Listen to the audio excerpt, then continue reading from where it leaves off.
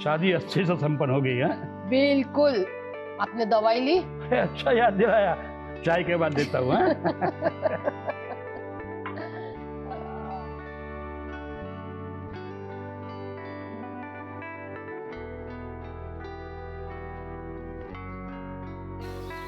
Madam आपकी चाय। यहाँ रख दो। और हाँ, भैया भाभी उठ गए हो तो उन्हें भी पूछ ले। जी मैडम।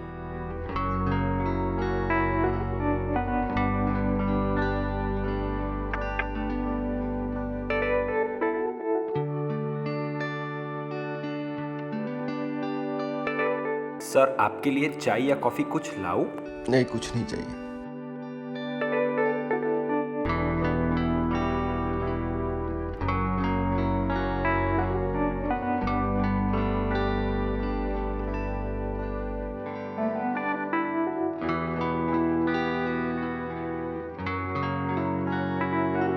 अब शादी हो चुकी है हमारी, अब तो इतना भारी तैयार होना बंद कर दो।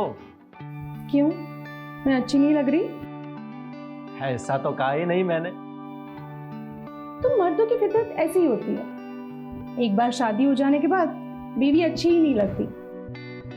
वाह, दूसरे दिन बीवी वाले डायलॉग शुरू कर दिए तुमने तो। आगे आगे देखो होता है क्या। अब और आगे क्या दिखाओगी? सास बहू के झगड़े? माफ करना पति जी, और कुछ हमसे हो ना हो, ये हमसे नहीं होगा। शुरू शुरू में सारी बहुएं ऐसा ही तो कहती है, फिर रोज की खिटपिट, एक तरफ माँ और दूसरी तरफ बीवी। बेचारा मर जाए तो कहाँ जाए। इतनी ही तकलीफ थी तो शादी क्यों की? माँ के लिए। अच्छा, तो मैं तो तुम्हें पसंद ही नहीं हूँ, है ना? ऐसा नहीं कहा मैंने, पर अंजलि, शादी के दूसरे दिन तुमसे झूठ नहीं बोलूंगा। मुझे तो शादी करनी ही नहीं थी, पर मां की इच्छा थी कि मैं कर लूं। और तुम्हें पता है, मैं मां को मना नहीं कर पाता। माँ से डरते हो क्या? मां को प्यार करता हूं। अच्छा, काश थोड़ा सा प्यार मुझसे भी कर लेते पति जी। हाँ, ये शिकायत तुम्हारी सही है। मार खाओगे क्या? अच्छा ये बताओ, माँ में आपको क्या अच्छा लगता है? मतलब माँ तो माँ है, माँ में सबको सब अच्छा ही लगता है ना। ऐसे नहीं, ठीक से बताओ, ताकि मैं भी माँ जैसी बन सकूं। माँ, शी इज जस्ट परफेक्ट। पूजा करती है तो लगता है साक्षात देवी हो। खाना खिलाती है तो अन्नपूर्णा।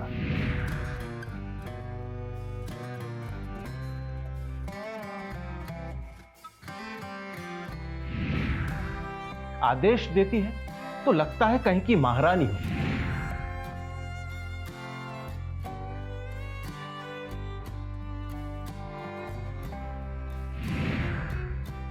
काम करती है तो सवाल होता है कि इतनी हिम्मत कैसे जुटा पाती।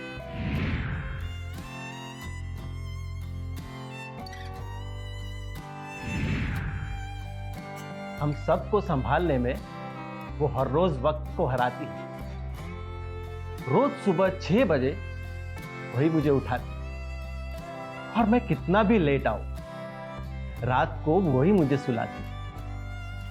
कुछ सिखाना हो तो गुरु बन जाती है, सुधारना हो तो दुश्मन बन जाती है, नन्ही सी बात पर रूठ जाती है, और अगर उसकी गोद में जाकर सो जाओ तो फिर से मां बन जाती। रुको रुको रुको, इतना तो कोई भगवान भी नहीं करता। आपके भगवान नहीं कर पाते हो, हमारे तो कर पाते हैं। मैं नीचे जा रही हूँ, आप नहा लीजिए, मैं चाय नाश्ता तैयार करती हूँ। ठीक है।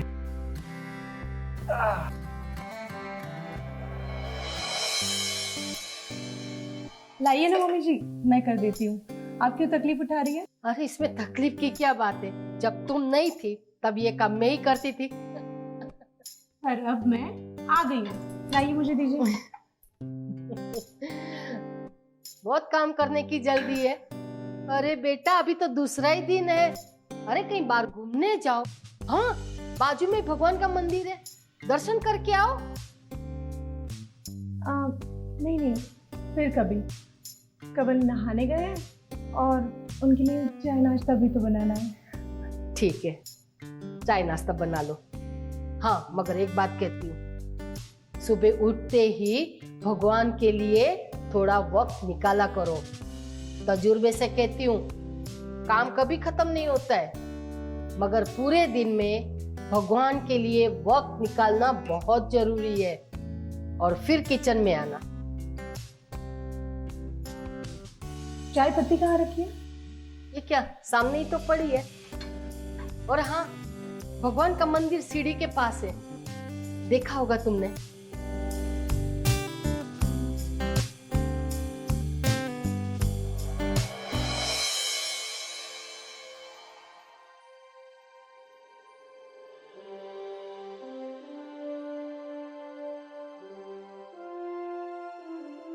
मॉर्निंग पापा। Very good morning.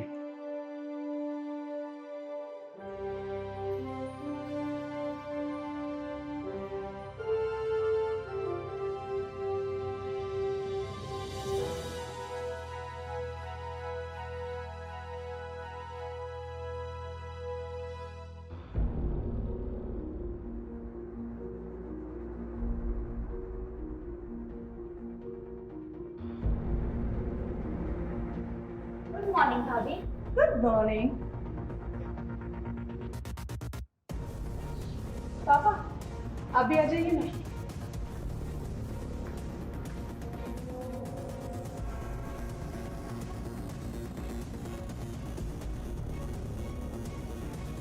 बेटा चाय तो अभी अभी हुई, फिर भी आपके हाथ की चाय पीने आ गया मैं। अच्छा, तो हमारी पूर्णिमा जी ने आज से ही आपको काम पर लगा दिया, क्यों? नहीं नहीं पापा, चाय पिलाना भी तो कोई काम होता है। हाँ, चाय पिलाना, खाना बनाना, घर संभालना, ये भी कोई काम है भला? सिर्फ चाय ही तो बनाते हैं। अरे बेटा ऐसा मत सोचो कि हम सिर्फ चाय बनाते हैं, हम लोगों का दिन बनाते हैं। तो मम्मी जी आप भी आ जाइए, हम आपका दिन बना देते हैं। बेटा मुझे बहुत काम है। ये श्रुति को देखो, कुछ काम नहीं होता इसे। और ऐसा मौका फिर कब मिलेगा? फैमिली के साथ टाइम स्पेंड करना चाहिए ना। अरे हाँ, आओ ना, बैठो ना। वैसे हमारी तो कभी आपने सुनी नहीं, कम से कम अपने बेटे की तो सुनो। अपने बेटे की नहीं तो नई नवेली बहू की तो बात सुन लो।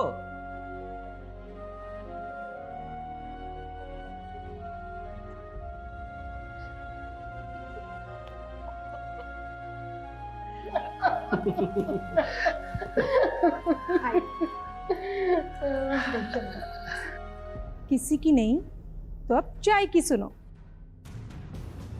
ये मानकर आपने बहुत अच्छा किया, लेकिन आपको एक बात और माननी पड़ेगी कि आपने जो बहू को हाथ से काम पर लगाया है ना, ये अच्छा नहीं किया। जालिम सासू माँ। अरे मैंने किसी को काम पे नहीं लगाया है, पता है मुझे खुद की शादी हो तो कितनी थकान लगती है। अरे मैंने तो उसे जगाया भी नहीं आज। अच्छा कवन बेटा, ये बताओ कि बहू को लेकर कहीं जाने का आज प्लान बना है कि नहीं? हाँ? अरे भाई चुप क्यों हो? हमने तुम्हारी शादी की जबरदस्ती करवाई क्या? अरे ऐसा कुछ नहीं है पापा, वैसे हमने आज ऐसा कुछ सोचा नहीं। हाँ तो अब सोचो सोचो, कहाँ जाओगे? अब कहाँ जा सकते हैं? कमाल है, वैसे तो दोस्तों के साथ में हर जगह पे घूमता रहता है, आज बहू को बाहर लेकर जाने की बात आई तभी जगह नहीं मिल रही है तुझे। अरे पर मैंने कहा ना, मुझे कहीं नहीं जाना। भाभी, ऐसा मौका बार बार नहीं मिलेगा। फिर तो भैया आपको सुबह के नाश्ते पर और रात को डिनर पर ही मिलेंगे। और जाना कैसे नहीं है, कुछ नहीं तो कम से कम नजदीक वाले मंदिर में जाओ, अच्छा लगेगा। पूरा घर बिखरा पड़ा हुआ है, 1-2 घंटे के लिए तुम लोग बाहर जाओगे तो मैं पूरा घर साफ कर लूं ना। भैया, आपके पास 2 घंटे है तो आप भाभी को लेके सिद्धिविनायक मंदिर क्यों नहीं जाते? मस्त आइडिया है, सिद्धि विनायक चलते हैं। अरे पर यूं गए यूं वापिस आए, ऐसा मत करना। अरे जा रहे हो तो थोड़ा टाइम वहां बैठना। ठीक है मेरी प्यारी माँ, चलो मंदिर चलते हैं। क्या मंदिर मंदिर लगा रखा है? मैंने कहा ना मुझे कहीं नहीं जाना।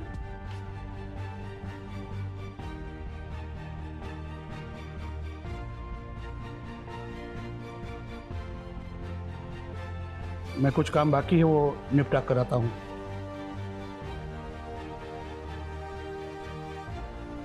शादी तो हो गई, ऐसे काम है जो अधूरे पड़े हैं। मैं भी आया। हेलो, हाँ कुछ सुनाई नहीं दे रहा है, मैं बाहर जाकर बात करता हूँ।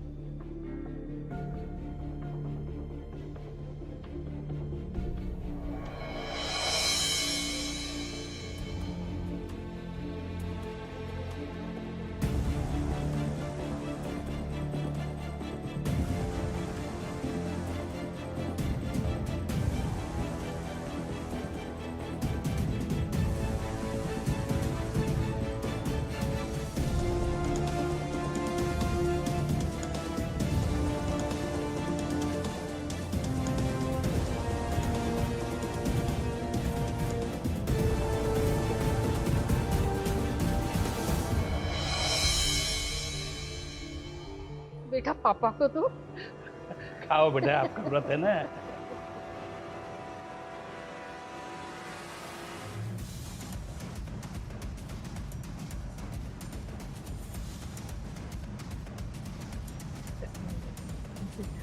Good morning. Good morning. Morning बेटा। मम्मी, नाश्ते में क्या बनाओ? बेटा आज तो मेरा चौथ का व्रत है। पापा आपके लिए? बेटा मुझे तो आप जो भी देगी चलेगा। ठीक है। भाभी, आप चौथ नहीं करते क्या? नहीं कोई भी व्रत नहीं रखती हो? नहीं, सोमवार का व्रत तो मैं रखती हूँ। मैं नाश्ता बना के आती हूँ।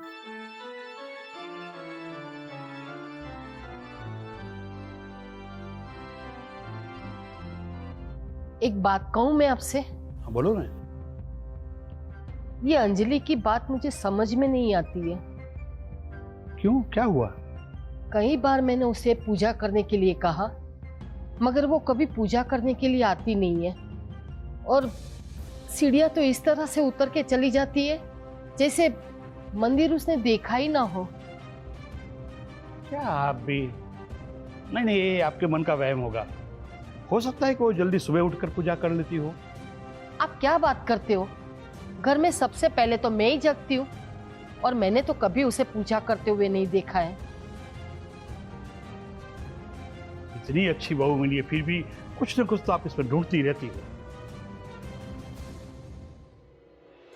नहीं पापा, मम्मी की बात सच है। हम कहीं भी बाहर जाते हैं और रास्ते में मंदिर आता है, फिर भी भाभी कभी सर नहीं झुकाते। और तो और हम गाड़ी से उतरते भी है तो भाभी कभी नहीं उतरती। एक बार मैं अपनी फ्रेंड के वहां गई थी, वहां पे उन्होंने अपने घर का मंदिर दिखाया तो भाभी वहां पर भी नहीं आई थी। मेरे फ्रेंड को बहुत बुरा लगा था।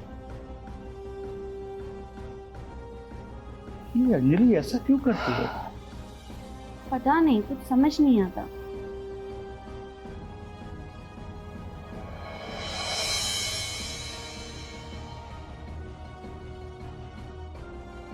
पर तुम्हें मंदिर आने से दिक्कत क्या है? दिक्कत कोई नहीं है कवन। तो फिर चलो ना, सभी तो जा रहे हैं ना। हाँ तो घर पर भी तो कोई चाहिए ना। ऐसा नहीं हो सकता। अगर तुम नहीं आ रही हो तो मैं ये प्लान ही कैंसिल कर देता हूं। क्या बच्चों जैसी बातें कर रहे हो? जिद तुम कर रही हो अंजलि, और मुझे बच्चा समझने की गलती भी। क्या बोल रहे हो तुम? तुम्हें क्या लगता है मुझे दिखाई नहीं देता? तुम कभी भी किसी भी मंदिर में हमारे साथ नहीं जाती। रास्ते में कोई मंदिर हो या किसी के घर का मंदिर हो, तुम कभी दर्शन नहीं करती। हां, पर अपने घर के मंदिर में पूजा करती हो। हाँ तो हर मंदिर में माथा टेकती चलूं? तो इसमें गलत क्या है? गलत नहीं है। वैसे भी रास्ते में तो हजारों मंदिर आते हैं, और ऊपर से कभी कभी तो ये भी पता नहीं चलता कि भाई उस मंदिर में भगवान कौन से हैं। अरे भगवान कोई भी हो, दर्शन तो कर ही सकते हैं ना। ऐसा थोड़ी ना होता है। देखो, मुझे बहस नहीं करनी। तुम आ रही हो या नहीं? मैं अपने फैसले नहीं बदलती कवन।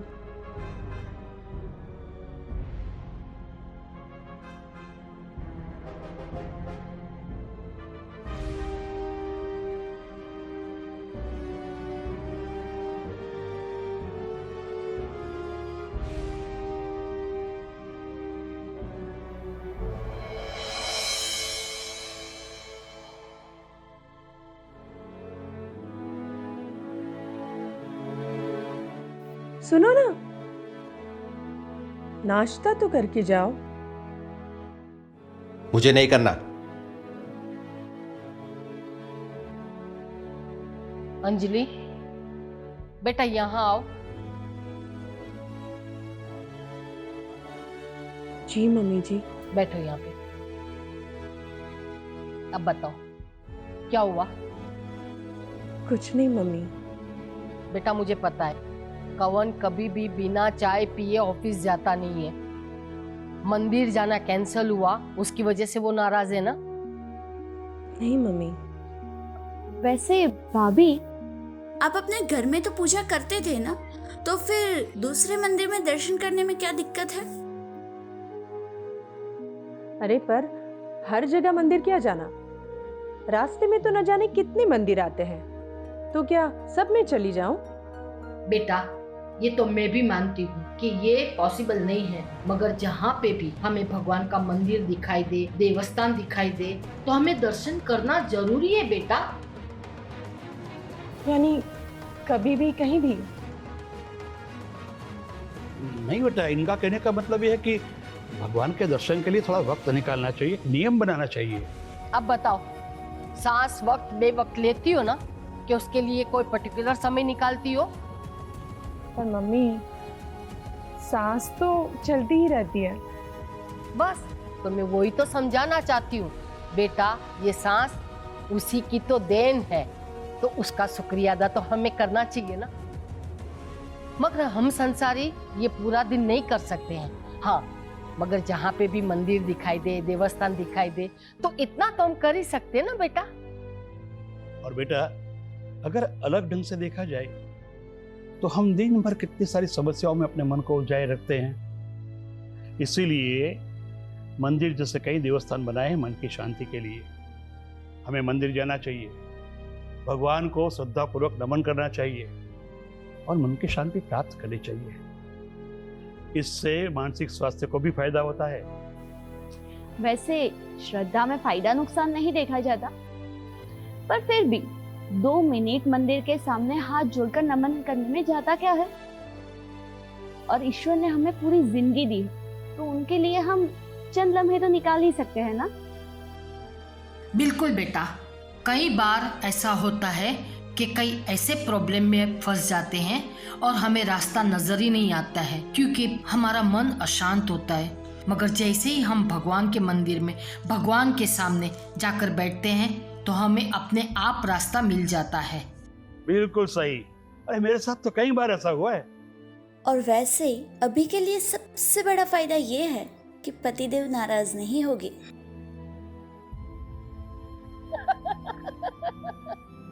तो फिर ठीक है, कवन के जन्मदिन पे हम सब मिलके मंदिर जाएंगे। ये सिद्धि विनायक नहीं, सोमनाथ महादेव।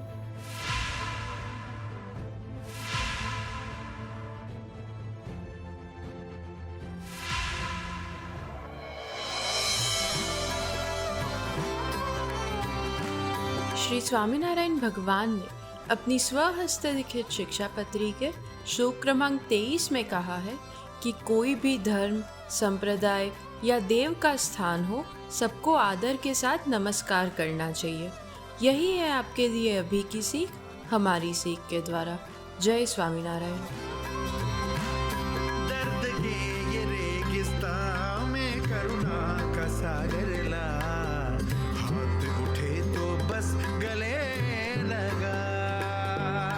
नफरत की राहों में भाईचारे का फूल खिला, धर्म चाहे मान न मान बस इंसान तू बन जा। हर लम्हे में जीवन को जीना सिखा, तन्हा से सायों को तू साथ मिला। उम्मीद कहीं जो रूठे तो अब नहीं दिखला। जीवन को जीना सिखा।